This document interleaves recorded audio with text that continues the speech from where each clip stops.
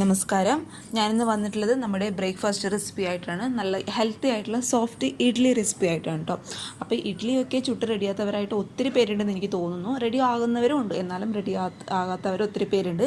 കാരണം യൂട്യൂബിൽ തന്നെ നമ്മൾ ഇഡ്ഡലിൻ്റെ റെസിപ്പീസൊക്കെ ഒരുപാട് ചാനൽ ഓൾറെഡി ഇട്ടിട്ടുണ്ട്. അപ്പോൾ റെസിപ്പീസൊക്കെ ഇടുമ്പോഴും ഒരുപാട് പേര് കമൻസ് ഇടുന്നതായിട്ട് ഞാൻ കണ്ടിട്ടുണ്ട്.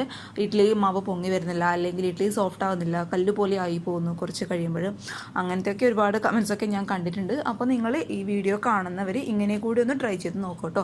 ഡീറ്റെയിൽ ആയിട്ട് ഞാൻ പറഞ്ഞിട്ടുണ്ട്. ഡീറ്റെയിൽ ആയി പറഞ്ഞതുകൊണ്ട് തന്നെ വീഡിയോ കുറച്ച് ലെങ്ത് ആയിട്ടുണ്ട്, എന്നാലും ഒരുപാട് ഭാഗം ഞാൻ കട്ട് ചെയ്ത് നോക്കിയിട്ടുണ്ട് കേട്ടോ. അപ്പോൾ നിങ്ങൾക്ക് ഉപകാരപ്പെടുകയാണെങ്കിൽ തീർച്ചയായിട്ടും ട്രൈ ചെയ്ത് നോക്കണം. ട്രൈ ചെയ്ത് നോക്കിയിട്ട് ഫീഡ്ബാക്കൊക്കെ അറിയിക്കും കേട്ടോ. അപ്പോൾ നമുക്ക് പെട്ടെന്ന് തന്നെ ഈ സോഫ്റ്റ് ഇഡ്ഡലി എങ്ങനെയാണ് ചുടുന്നത് നോക്കാം. ഇഡ്ഡലി റെഡിയാക്കാനായിട്ട് ഞാനിവിടെ എടുത്തിട്ടുള്ളത് ഈ ഒരു കപ്പിൽ 2.5 കപ്പ് പച്ചരിയാണ്. അപ്പോൾ ഇത് 2.5 കപ്പ് പച്ചരി ഞാൻ ഇതിലോട്ട് ഇട്ട് കൊടുക്കുന്നുണ്ട്. അപ്പോഴിത് ഞാൻ പച്ചരി ഒരു പാത്രത്തിൽ ഇട്ട് കൊടുത്തിട്ടുണ്ട്. 2.5 കപ്പ് പച്ചരി കേട്ടോ.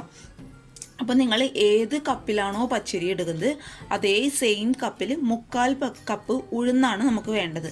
അപ്പോൾ നിങ്ങൾക്ക് പച്ചരിക്ക് പകരം ഇഡ്ഡലി റൈസ് യൂസ് ചെയ്യുന്നവരുണ്ട് കേട്ടോ, അതും യൂസ് ചെയ്യാം. ഏതാണെങ്കിലും ഈ ഒരു അളവിൽ തന്നെ എടുക്കുക കേട്ടോ. അപ്പോൾ 2.5 കപ്പ് പച്ചരിക്ക് ഇതേ 1/4 കപ്പ് ഉഴുന്ന് അത് നമുക്കിതിലോട്ട് ഇട്ട് കൊടുക്കാം. ഇനി നമുക്ക് ഈ പച്ചരിയും നമ്മുടെ ഈ ഉഴുന്നും കൂടി നന്നായിട്ടൊന്ന് കഴുകിയെടുക്കാം. കഴുകിയെടുത്തതിന് ശേഷം മാത്രം കുതുക്കാനായിട്ട് നോക്കാം കേട്ടോ. അപ്പോൾ നമുക്ക് നന്നായിട്ടൊന്ന് കഴുകിയെടുക്കാം. പച്ചരിയും ഉഴുന്നും ഞാൻ നന്നായിട്ട് കഴുകിയെടുത്തിട്ടുണ്ട് കേട്ടോ. ഇനി നമുക്കിതിലോട്ട് ഇത് കുതിരാൻ ആവശ്യമായിട്ടുള്ള വെള്ളം 2 ഒഴിച്ച് വയ്ക്കാം കേട്ടോ. ഇനി നമുക്കിത് ചുരുങ്ങിയത് ഒരു 6 മണിക്കൂറെങ്കിലും കുതിർക്കാനായിട്ട് മാറ്റി വെക്കണം. പക്ഷേ പച്ചരി ആകുമ്പോൾ ഒരു 2 മണിക്കൂർ കൊണ്ട് കുതിർന്ന് കിട്ടും. പക്ഷേ നമ്മുടെ ഉഴുന്നിൻ്റെ കാര്യം അറിയാമല്ലോ, ചുരുങ്ങിയത് ഒരു 6 മണിക്കൂറെങ്കിലും വേണ്ടി വരും കുതിരാനായിട്ട്. അപ്പോൾ നമുക്കിത് രണ്ടും ഒരു 6 മണിക്കൂർ കുതിർക്കാനായിട്ട് മാറ്റി വയ്ക്കാം. അരിയും ഉഴുന്നും നന്നായിട്ട് കുതിർന്ന് വന്നിട്ടുണ്ട്. ഞാൻ അതിലോട്ട് വെള്ളമൊക്കെ കളഞ്ഞിട്ടുണ്ട് കേട്ടോ. പിന്നെ ഞാൻ നിങ്ങളുടെ അടുത്ത് മെയിനായിട്ട് ഒരു കാര്യം ചേർക്കാൻ പറയാൻ വിട്ടുപോയതാണ്. ഒരു 1/4 ടീസ്പൂൺ ഉലുവയും കൂടി ഈ ഉഴുന്നിൻ്റെ കൂടെ കുതിർത്ത് വെക്കാനായിട്ട് നോക്കുക കേട്ടോ. അത് ഞാൻ ചെയ്യാൻ വിട്ടുപോയതാണ്. കഴുകി എടുക്കുമ്പോഴാണ് ഞാനത് സത്യത്തിൽ ഓർത്തത്, ഈ വെള്ളമൊക്കെ കളയുമ്പോൾ. അപ്പോൾ 1/4 ടീസ്പൂൺ എന്ന് പറയുന്നത് ഒരുപാട് അങ്ങ് കൂടിപ്പോകാൻ പാടില്ല. ഈ ഒരു അളവിലൊക്കെ ആകുമ്പോൾ ഏകദേശം ഒരു 10-12 ഉലുവ കേട്ടോ. എണ്ണം പറയാൻ കാരണം ഒരുപാട് അങ്ങ് കൂടിപ്പോയി കഴിഞ്ഞാൽ നമ്മുടെ ഈ ഇഡ്ഡലി മാവിന് ഒരു കയ്പ്പ് ടേസ്റ്റ് വരും. അതുകൊണ്ട് ഉലുവയുടെ ആ ഒരു അളവ്, ആ ഒരു പറഞ്ഞ അളവിന് മാത്രം എടുത്താൽ മതി കേട്ടോ. ഇനി നമുക്ക് എന്ത് ചെയ്യണം, ഇത് നന്നായിട്ടൊന്ന് അരച്ചെടുക്കണം. അപ്പോൾ നമ്മൾ ദോശയാണ് ഉണ്ടാക്കുന്നതെങ്കിൽ ഈ ഒരു സെയിം അളവിൽ തന്നെ എടുക്കുന്നതെങ്കിൽ നിങ്ങൾ രണ്ടും ഒരുമിച്ച് അങ്ങ് കുതിർത്ത് വെച്ച് ഒരുമിച്ച് അരച്ചെടുത്താൽ മതി. പക്ഷേ ഇഡ്ഡലിക്കാവുമ്പോൾ നമ്മൾ ഉഴുന്ന് നല്ല ഫൈൻ പേസ്റ്റായിട്ട് അരയുകയും ചെയ്യണം. എന്നാൽ പച്ചരി നമ്മൾ അരയ്ക്കുമ്പോൾ ഒരുപാട് അങ്ങ് ഫൈൻ പേസ്റ്റായിട്ട് അരയേണ്ട, ചെറിയ തരികളോട് കൂടിയിട്ട് വേണം നമുക്ക് ഇഡ്ഡലിക്ക് അരച്ചെടുക്കാനായിട്ട്. അതുകൊണ്ടാണ് രണ്ടും സെപ്പറേറ്റ് ആയിട്ട് കുതിർത്ത് വെച്ചത് കേട്ടോ. ദോശയ്ക്കാണെങ്കിൽ ഒരുമിച്ച് കുതിർക്കുക, ഒരുമിച്ച് അരയ്ക്കുക, നന്നായിട്ട് ഫൈൻ പേസ്റ്റായിട്ട് അരയും വേണം. ഓക്കെ, ഇനി നമുക്ക് എന്ത് ചെയ്യണം, ഈ ഉഴുന്ന് ആദ്യം ഒന്ന് അരച്ചെടുക്കണം. ഉഴുന്ന് ഞാനൊരു മിക്സിയുടെ ജാറിലോട്ട് ഇട്ട് കൊടുത്തിട്ടുണ്ട്. അപ്പോൾ നിങ്ങൾ അരയ്ക്കുമ്പോൾ ഉഴുന്ന്, പിന്നെ 1/4 ടീസ്പൂൺ ഉലുവ, പിന്നെ നമുക്ക് എന്താ വേണ്ടത്, ചോറ്. ഈ ഇഡ്ഡലി നമ്മുടെ സോഫ്റ്റായിട്ട് കിട്ടാനായിട്ട് ചോറ്. അപ്പോൾ ഞാനിവിടെ ഒരു 1/4 കപ്പ് ചോറ് എടുത്തിട്ടുണ്ട്. 1/4 കപ്പ് എന്ന് പറയുമ്പോൾ ഒരു 5 ടേബിൾ സ്പൂൺ നിറയെ ചോറ് വരും കേട്ടോ. അത് നമുക്ക് ഇതിലോട്ട് ഇട്ട് കൊടുക്കാം. ചോറിൻ്റെ കാര്യം പറയുമ്പോൾ ചോറ് ചിലർ നമ്മൾ കുത്തരി ചോറ് ഉപയോഗിക്കുന്നവരുണ്ടാവും. അതും നമുക്ക് ഇട്ട് അരയ്ക്കാം. പക്ഷേ ഇട്ട് അരയ്ക്കുമ്പോഴേ എന്താ കുഴപ്പമെന്ന് വെച്ചാൽ നമ്മുടെ ഇഡ്ഡലിയുടെ കളർ നമ്മൾക്ക് ഒരു പ്യുവർ വൈറ്റായിട്ട് കിട്ടില്ല. ഒരു എന്താ പറയുക, ഒരു ക്രീം കളറായിട്ടാട്ടോ ഉണ്ടാവുക. കുത്തരി ചോറിൻ്റെ കളർ അറിയാമല്ലോ, അത് ചേർത്ത് അരയ്ക്കുമ്പോൾ ആ ഒരു പ്രശ്നം വരും. ആ ഒരു കുഴപ്പം നിങ്ങൾക്ക് അതങ്ങനെ ഒരു പ്രശ്നം ഇല്ല എന്നുണ്ടെങ്കിൽ നിങ്ങൾ കുത്തരി ചോറ് വെച്ച് തന്നെ അരച്ചോളൂ. അതും അല്ല എന്നുണ്ടെങ്കിൽ ഈ ആ ഒരു കുത്തരി ചോറിന് പകരമായിട്ട് 5 ടേബിൾ സ്പൂൺ നമ്മുടെ വെള്ള അവിൽ അരയ്ക്കുന്നതിന് ഒരു 5 മിനിറ്റ് മുന്നേ നന്നായിട്ട് കുതിർത്ത് വയ്ക്കുക. കഴുകിയതിന് ശേഷം ഈ ചോറിന് പകരമായിട്ട് ഉപയോഗിക്കുക കേട്ടോ. ഇനി നമുക്ക് എന്ത് ചെയ്യണം, ആവശ്യത്തിന് മാത്രം വെള്ളം ഒഴിച്ച് നമുക്ക് നന്നായിട്ട് ഇത് ഫൈൻ പേസ്റ്റായിട്ട് അരച്ചെടുക്കണം. ഉഴുന്നരയ്ക്കുമ്പോൾ നന്നായിട്ട് തന്നെ ഇഡ്ഡലിക്ക് അരയ്ക്കാനായിട്ട് നോക്കുക കേട്ടോ. അപ്പോൾ ഞാനത് പെട്ടെന്നൊന്ന് അരച്ചെടുക്കട്ടെ. ഉഴുന്ന് ഞാൻ നന്നായിട്ട് അരച്ചെടുത്ത് ഒരു പാത്രത്തിലോട്ട് ഇട്ട് കൊടുക്കുകയാണ്. ഇനി നമുക്ക് എന്ത് ചെയ്യണം, പച്ചരി നന്നായിട്ടൊന്ന് അരച്ചെടുക്കണം. പച്ചരി ഞാൻ അതേ മിക്സിയുടെ ജാറിൽ ഇട്ട് കൊടുത്തിട്ടുണ്ട്. 2 ട്രിപ്പായിട്ട് അരച്ചെടുക്കാം കേട്ടോ. മുഴുവനായിട്ട് ഇട്ട് അരച്ചെടുക്കാൻ എനിക്കിപ്പോൾ പറ്റത്തില്ല. അതുകൊണ്ട് 2 ട്രിപ്പായിട്ട് അരച്ചെടുക്കാൻ പോവാണ്. കുറച്ച് വെള്ളം കേട്ടോ, ഒരുപാടായി പോകണ്ട. കുറച്ച് വെള്ളം ചേർത്ത് ഇത് കുറച്ച് തരികളോട് കൂടി വേണം അരച്ചെടുക്കാനായിട്ട്. ഞാൻ അരച്ചെടുത്തതിന് ശേഷം കാണിച്ചു തരാം. ഇതേ പച്ചരിയും ഞാൻ നന്നായിട്ട് അരച്ചെടുത്തിട്ടുണ്ട്. ഒരു കണ്ടോ, കുറച്ച് തരികളോട് കൂടിയിട്ടാണ് അരച്ചെടുത്തിട്ടുള്ളത് കേട്ടോ. ഇനി നമുക്ക് എന്ത് ചെയ്യണം, ആ ഒരു പച്ചരി കൂടി ഇതിലോട്ട് ഒഴിച്ചു കൊടുക്കാം. നിങ്ങൾ ഇഡ്ഡലിക്ക് അരയ്ക്കുമ്പോൾ എപ്പോഴും ശ്രദ്ധിക്കേണ്ട കാര്യം, ഒരുപാട് അങ്ങ് വെള്ളം പോലെ അരച്ചെടുക്കാൻ പാടില്ല കേട്ടോ. ദോശയ്ക്കാണെങ്കിൽ കുഴപ്പമില്ല, ഇഡ്ഡലിക്ക് അരയ്ക്കുമ്പോൾ നമ്മൾ കുറച്ച് വെള്ളം മാത്രം ചേർത്തിട്ട് അരച്ചെടുക്കാനായിട്ട് പാടുള്ളൂ. അപ്പോൾ പച്ചരിയും അതുപോലെ ഉഴുന്നൊക്കെ നന്നായിട്ട് അരച്ച് എടുത്തിട്ടുണ്ട്. ഇനി നമുക്ക് എന്ത് ചെയ്യണം, ഇത് കൈ വെച്ച് തന്നെ നന്നായിട്ടങ്ങ് മിക്സ് ചെയ്ത് കൊടുക്കുക കേട്ടോ. കൈ വെച്ച് തന്നെ ഇത് നന്നായിട്ട് മിക്സ് ചെയ്യണം കേട്ടോ. കാരണം നമ്മുടെ ആ കൈയിൻ്റെ ചൂടൊക്കെ നന്നായിട്ട് ഈ മാവ് പൊങ്ങാനായിട്ട് സഹായിക്കും. അതുകൊണ്ട് പറ്റുകയാണെങ്കിൽ നന്നായിട്ട് കൈ വെച്ച് തന്നെ ഒന്ന് മിക്സ് ചെയ്ത് കൊടുക്കുക. ഞാനിത് കൈ വെച്ച് തന്നെ നന്നായിട്ട് മിക്സ് ചെയ്ത് വെച്ചിട്ടുണ്ട് മാവ്. ഇനി നമുക്ക് എന്ത് ചെയ്യണം, ഇത് റെസ്റ്റ് ചെയ്യാനായിട്ട് വെക്കണം, അതായത് ഇത് പൊങ്ങാനായിട്ട് വെക്കണം അല്ലേ.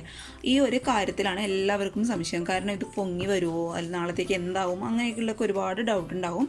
അതിനായിട്ട് നിങ്ങൾ എന്താ ചെയ്യേണ്ടതെന്ന് വെച്ചാൽ നന്നായിട്ട് അടച്ച് വെച്ചു, ഓവനുള്ളവർ ഓവൻ്റെ ലൈറ്റ് മാത്രം ഇട്ട് വെച്ച് ഇത് അതിൻ്റെ ഉള്ളിൽ റെസ്റ്റ് ചെയ്യാനായിട്ട് വെക്കുക. അടുത്ത ദിവസം ആകുമ്പോഴേക്കും നന്നായിട്ട് അത് പൊങ്ങി വരും. അതൊരു ട്രിക്കാണ്.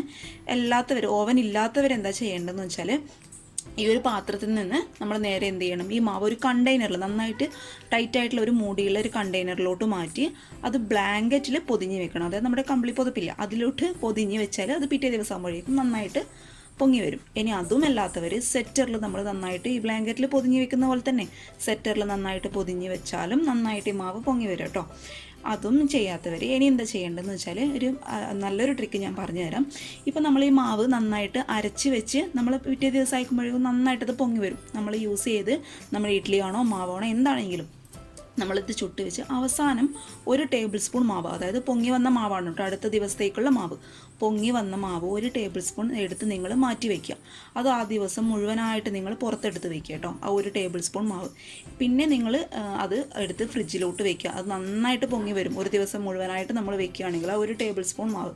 എന്നിട്ട് അത് എന്ത് ചെയ്യണം, നിങ്ങൾ ഫ്രിഡ്ജിലോട്ട് മാറ്റി വയ്ക്കുക. പിന്നെ നിങ്ങൾ എപ്പോഴാണോ ഇഡ്ഡലി ആയാലും ദോശയായാലും ചൂടുന്നത്, ഈ മാവ് കൂട്ടി അരയ്ക്കുമ്പോൾ ഇത് പിറ്റേ ദിവസം ആകുമ്പോഴേക്കൊന്നും വേണ്ട കേട്ടോ, അതിനിടയിൽ തന്നെ നന്നായിട്ട് ഇതങ്ങ് പുളിച്ച് വന്നോളും മാവ്. ഈ ഒരു ട്രിക്ക് നിങ്ങളൊന്ന് ഉപയോഗിച്ചോളൂ കേട്ടോ. ഇത് അറിയുന്നവരുണ്ടാവും, എന്നാലും അറിയാത്തവർക്ക് വേണ്ടിയിട്ട് ഈ ഒരു ട്രിക്ക് നിങ്ങൾ ഉപയോഗിച്ച് നോക്കിക്കോളൂ. അപ്പോൾ എന്ത് ചെയ്യണം, നമുക്കിത് നന്നായിട്ടൊന്ന് അടച്ച് വെച്ച് നമുക്കിത് പൊങ്ങാനായിട്ട് മാറ്റി വയ്ക്കാം. ഞാനിപ്പോൾ ഇവിടെ ഓവനിലാണ് വയ്ക്കുന്നത്. ഓവനില്ലാത്തവർ കമ്പിളിയോ അല്ലെങ്കിൽ സെറ്ററോ അങ്ങനെ എന്തെങ്കിലും ഉപയോഗിച്ചോളൂ കേട്ടോ. ഞാൻ നന്നായിട്ടൊന്ന് അടച്ച് വെച്ച് റെസ്റ്റ് ചെയ്യാനായിട്ട് വെക്കട്ടെ. അടുത്ത ദിവസം ആയപ്പോഴേക്കും നമ്മുടെ മാവ് നന്നായിട്ട് പുളിച്ച് വന്നിട്ടുണ്ട് കേട്ടോ, ഇങ്ങ് മുകളിലോട്ട് വരെ വന്നിട്ടുണ്ട്.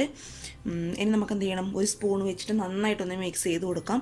നമ്മൾ അരച്ച് ചേർത്തപ്പോഴേ എനിക്ക് തോന്നുന്നു ഏകദേശം ഒരു അര ഭാഗമൊക്കെ ഉണ്ടായിരുന്നുള്ളൂ. ഇതിപ്പോൾ കൊണ്ട് നന്നായിട്ട് പുളിച്ച് വന്നു. ഇനി നമുക്ക് ഇതിലോട്ട് ആവശ്യമായിട്ടുള്ള ഉപ്പ് ഞാൻ ഇട്ട് കൊടുക്കുന്നുണ്ട്. പിന്നെ ഉപ്പ് ചേർക്കുമ്പോൾ എപ്പോഴും നിങ്ങൾ ശ്രദ്ധിക്കേണ്ട കാര്യം, ചിലരിപ്പോഴും ഒരുപാട് ദിവസത്തേക്കൊക്കെ അരച്ച് വയ്ക്കുന്നതായിട്ട് കണ്ടിട്ടുണ്ട്. അങ്ങനെ ചെയ്യുന്നവരെന്താ ചെയ്യേണ്ടതെന്ന് വെച്ചാൽ ഇന്നത്തേക്കുള്ള മാത്രം മറ്റൊരു പാത്രത്തിലോട്ട് മാറ്റി അതിനാവശ്യമുള്ള ഉപ്പ് മാത്രം ഇട്ട് കൊടുത്താൽ മതി കേട്ടോ. കാരണം എല്ലാത്തിനെയും കൂടി ഒരുമിച്ച് ഇടണ്ട. എന്നിട്ട് നിങ്ങൾ ബാക്കിയുള്ള മാവ് ഫ്രിഡ്ജിലോട്ട് വെച്ച് കൊടുത്താൽ മതി കേട്ടോ. നന്നായിട്ട് ഇതങ്ങ് മിക്സ് ചെയ്യും. ഞാൻ മാവ് നന്നായിട്ട് ഉപ്പുമായിട്ട് മിക്സ് ചെയ്ത് മാറ്റി വെച്ചിട്ടുണ്ട്. ഇനി നമുക്ക് ഇഡ്ഡലി ചൂടാനായിട്ട് തുടങ്ങാം. കുറച്ച് വെളിച്ചെണ്ണയോ അല്ലെങ്കിൽ ഓയിലോ ഇങ്ങനെ ഇഡ്ഡലി പാത്രത്തിൻ്റെ മുകളിൽ തടവി കൊടുക്കും കേട്ടോ. ഇഡ്ഡലി പെട്ടെന്ന് ഇങ്ങനെ വിട്ട് വരാനായിട്ട് സഹായിക്കും. ഇനി നമുക്ക് എന്ത് ചെയ്യാം, ഇതൊരു സ്റ്റീമറിലോട്ട് വെച്ച് കൊടുക്കാം. ഞാൻ ഇതിലോട്ട് സ്റ്റീമറിലോട്ട് വെച്ച് കൊടുത്തിട്ടുണ്ട്. ആവശ്യത്തിനുള്ള നെയ്യും തടയിട്ടുണ്ട് കേട്ടോ. നെയ്യല്ല, വെളിച്ചെണ്ണ തടവി കൊടുത്തിട്ടുണ്ട്. ഇനി നമുക്ക് എന്ത് ചെയ്യാം, മാവ് ഇതിലോട്ട് ഒഴിച്ചു കൊടുക്കാം. ഒഴിക്കുമ്പോൾ എപ്പോഴും ശ്രദ്ധിക്കേണ്ട കാര്യം, കംപ്ലീറ്റ് ആയിട്ട് ഒഴിക്കരുത് കേട്ടോ. ഇഡ്ഡലി പൊങ്ങി വരുമ്പോഴേ എന്തായാലും അറിയാലോ, അത് നന്നായിട്ടങ്ങ് പൊങ്ങി പുറത്തോട്ട് വരാനുള്ള ചാൻസ് ഉണ്ട്. അതുകൊണ്ട് ഒരു 1/4 ഭാഗം ഒഴിച്ചു കൊടുത്താൽ മതിയേ.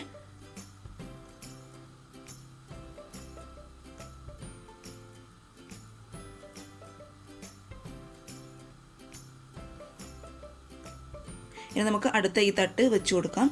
ഇഡ്ഡലി തട്ട് വയ്ക്കുമ്പോൾ നിങ്ങൾ എപ്പോഴും ശ്രദ്ധിക്കേണ്ട കാര്യം, നമ്മുടെ ഈ 3 ഹോൾസ് കണ്ടോ, അതിതേ ഈ 3 ഹോൾസിന് കണക്കാക്കിയിട്ട് തന്നെ വെച്ച് കൊടുക്കണം കേട്ടോ.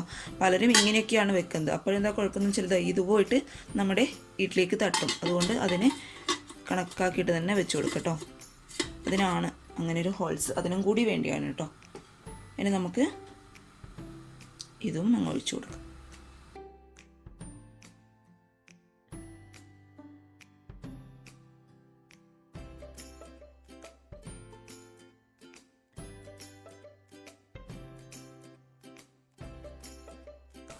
ഇതേ ഞാൻ മാവ് കംപ്ലീറ്റ് ആയിട്ട് ഇതിലോട്ട് ഒഴിച്ചു കൊടുത്തിട്ടുണ്ട്. ഇനി നമുക്ക് എന്ത് ചെയ്യണം, ഇത് അടച്ച് വെക്കാം. അടച്ച് വെച്ച് ഒരു 8 to 10 മിനിറ്റ് ഹൈ ഫ്ലെയിമിൽ നന്നായിട്ട് നമുക്ക് ഇഡ്ഡലി ഒന്ന് വേവിച്ചെടുക്കാം കേട്ടോ.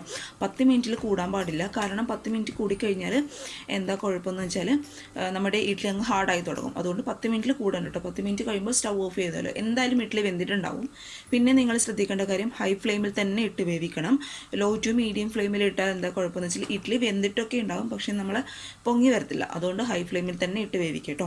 അപ്പോൾ നമുക്കിതൊരു 10 മിനിറ്റ് നന്നായിട്ട് ഹൈ ഫ്ലെയിമിലിട്ട് വേവിച്ചെടുക്കാം. ഒരു 10 മിനിറ്റ് കഴിഞ്ഞിട്ടുണ്ട്. ഞാൻ സ്റ്റൗ ഓഫ് ചെയ്തു. ഇനി നമുക്ക് എന്ത് ചെയ്യാം, ഇത് ഒന്ന് തുറന്നു നോക്കാം. പതുക്കെ തുറന്നു നോക്കാം കേട്ടോ. ഇതേ എല്ലാവരുടെയും പ്രശ്നങ്ങളും പരിഭവങ്ങളും ഒക്കെ തീർന്നല്ലോ. നന്നായിട്ട് നമ്മുടെ ഇഡ്ഡലി പൊങ്ങി വന്നിട്ടുണ്ട് കേട്ടോ. ഇതിപ്പോൾ ഇതിൽ നിന്ന് എടുത്ത് മാറ്റിക്കഴിഞ്ഞാൽ ആകെ മൊത്തം കൊളാവും. കാരണം പറ്റി പിടിക്കാനൊക്കെ തുടങ്ങും. അതുകൊണ്ട് നമുക്ക് എന്ത് ചെയ്യാം, ഇത് നന്നായിട്ട് ചൂടാറിയതിന് ശേഷം നമുക്ക് ഇഡ്ഡലി തട്ടിൽ നിന്ന് ഇഡ്ഡലി മാറ്റി കൊടുക്കാം കേട്ടോ. അപ്പോൾ ഇത് നന്നായിട്ടൊന്ന് ചൂടാറട്ടെ. ഈ ഒരു പാത്രം നിങ്ങൾ ഇതിൽ നിന്ന് എടുത്ത് മാറ്റി കൊടുക്കണേ. കാരണം വെള്ളമൊക്കെ തട്ടി ആകെ മൊത്തം കൊള്ളാവും. അതുകൊണ്ട് ഇത് ഇതിൽ നിന്ന് മാറ്റി കൊടുക്കുക. ഇതേ നമ്മുടെ ഇഡ്ഡലിയുടെ ചൂടൊക്കെ അത്യാവശ്യം മാറിയിട്ടുണ്ട് കേട്ടോ. കുറച്ചുകൂടി മാറുകയാണെങ്കിൽ കൂടുതൽ നല്ലതായിരിക്കും. പക്ഷേ ഇതേ ഇവിടെ ഓഫീസിൽ പോകാൻ ഒരാൾക്ക് ധൃതിയായി തുടങ്ങി. അതുകൊണ്ട് ഞാൻ ഈ ചൂടിലെടുക്കുകയാണേ. ഒരു അര ഗ്ലാസ് നമ്മുടെ സാധാരണ തണുത്ത വെള്ളം ഞാൻ എടുത്തിട്ടുണ്ട്. ഒരു സ്പൂണ് നമ്മുടെ ഈ ഗ്ലാസ്സിലോട്ട് ഒന്ന് ഡിപ്പ് ചെയ്യുക.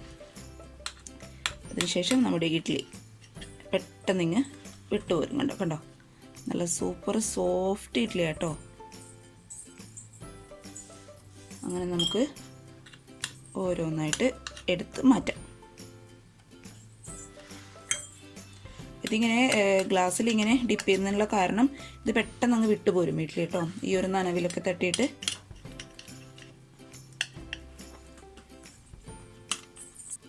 ഇതേ നമ്മുടെ ഇഡ്ഡലി ഞാൻ മുഴുവനായിട്ട് ഒരു പാത്രത്തിലോട്ട് ഇട്ട് കൊടുത്തിട്ടുണ്ട്. ഞാൻ നിങ്ങൾക്ക് കാണിച്ചു തരാം. കണ്ടോ നല്ല സോഫ്റ്റ് ഇഡ്ഡലിയാണ്. ഇതുവരെ ഇങ്ങനെ ട്രൈ ചെയ്യാത്തവർ ഇങ്ങനെയൊന്ന് ട്രൈ ചെയ്ത് നോക്കുക കേട്ടോ. നല്ല സോഫ്റ്റാണ്. മുന്നേ ഞാൻ ദോശയുടെ റെസിപ്പി ഇട്ടപ്പോഴും ആരോ എൻ്റെ അടുത്ത് ചോദിച്ചിട്ടുണ്ടായിരുന്നു, മാവ് ഇഡ്ഡലിയുടെ ദോശയുടെ മാവ് കറക്റ്റായിട്ട് പൊങ്ങി വരത്തില്ല. പേര് ഞാൻ കറക്റ്റായിട്ട് ഓർക്കുന്നില്ല. അപ്പോൾ അവർ ഈ വീഡിയോ കാണുകയാണെങ്കിൽ നിങ്ങൾ ഇങ്ങനെയൊന്ന് തീർച്ചയായിട്ടും ട്രൈ ചെയ്ത് നോക്കൂ. ട്രൈ ചെയ്ത് നോക്കിയിട്ടൊന്ന് ഫീഡ്ബാക്കൊക്കെ അറിയിക്കും കേട്ടോ. അപ്പോഴെന്താ ഞാൻ ഒന്ന് ഇങ്ങനെ കട്ട് ചെയ്ത് കാണിച്ചു തരാം. കണ്ടോ നല്ല ഇതായിട്ട് വന്നിട്ടുണ്ട്. സോഫ്റ്റാണ്. ഉള്ളിലൊക്കെ നന്ന സോഫ്റ്റായിട്ട് വന്നതിൻ്റെ ഒരു ഇതാട്ടോ ഇത്. അപ്പോൾ ഇങ്ങനെ എല്ലാവരും ഒന്ന് ട്രൈ ചെയ്ത് നോക്കുക. ട്രൈ ചെയ്ത് നോക്കിയിട്ട് അഭിപ്രായങ്ങളൊക്കെ അറിയിക്കാം. അതുപോലെ എപ്പോഴും എല്ലാവരും ഹാപ്പി ആയിട്ടിരിക്കുക. അടുത്ത നല്ലൊരു വീഡിയോ ആയിട്ട് കാണും വരെ താങ്ക് യു.